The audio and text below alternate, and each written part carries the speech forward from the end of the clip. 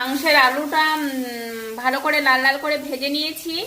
সেই তেলের মধ্যে দুটো তেজপাতা, একটা শুকনো লঙ্কা, গোটা জিরা দিয়ে পেঁয়াজটাকে লাল লাল করে ভেজে নিয়েছি। হলুদ, তারপরে রসুন, আদা, গোটা জিরে, কাঁচা লঙ্কা, শুকনো লঙ্কা, ধনে সব সিধা আমি বেটে নিয়েছি একসঙ্গে। সেই মশলাটাকে আমি এইখানে দিয়ে এবার ভালো করে আমি কষিয়ে নেবো। তার মশলাটাকে খুব সুন্দর করে কষিয়ে নিচ্ছি, তারপরে আমি মাংসটা দেওয়া দেখাচ্ছি।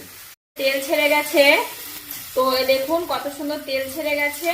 তো এবার আমি এখানে মাংসটাকে এই নুন আর লেবু মাখিয়ে জলটা ঝরিয়ে রেখেছিলাম, কত জল পড়েছে নিচে।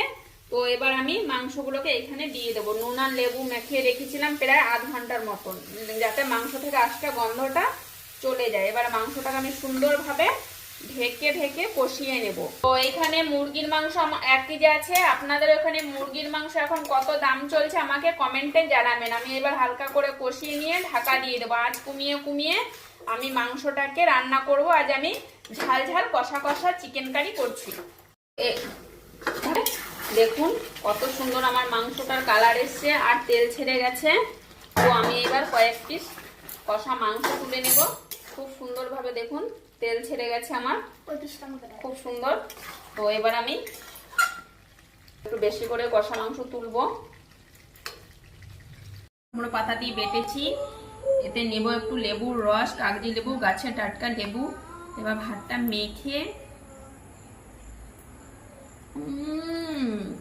দারুণ হয়েছে। সঙ্গে তো এখনো আছে উচ্ছে মাখা, চিকেন, কাঁচকলার ঝোল। কোনটা ছেড়ে কোনটা খায়। এত বৃষ্টি হচ্ছে আর গরম গরম খাবার দারুণ টেস্টি। আপনারাও ঘরে এরকম করে খাবেন।